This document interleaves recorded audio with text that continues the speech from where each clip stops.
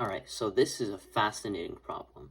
Our problem is to find the value of I to the I.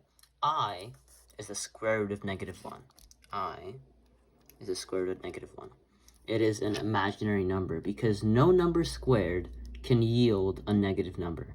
It is imaginary. It cannot exist. But we label it as I. Now, pi is approximated to be about 3.14. And E is approximated to be about 2.71. Now, we are going to use this equation, which is proven, but I'm not going to go over that today. We're going to use this combination of E, I, and pi to form -1 to get the value of I to the I. So how do we do that? First, we rewrite this -1 as I to the power of 2, because I to the power of 2, as we say here, is -1. So e to the I pi is equal to I squared. Easy, right?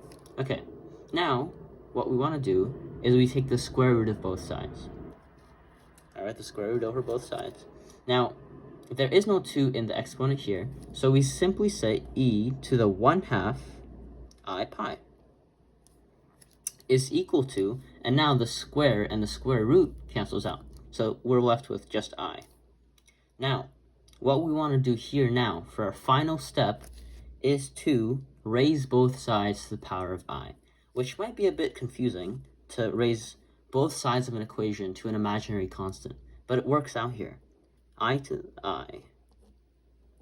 Now, e to the 1/2, and now see, we have I times I, which gives us -1.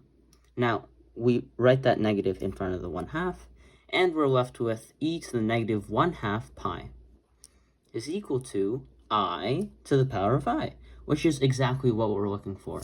Now, as you can see, there are no imaginary constants like I on this side of the equation.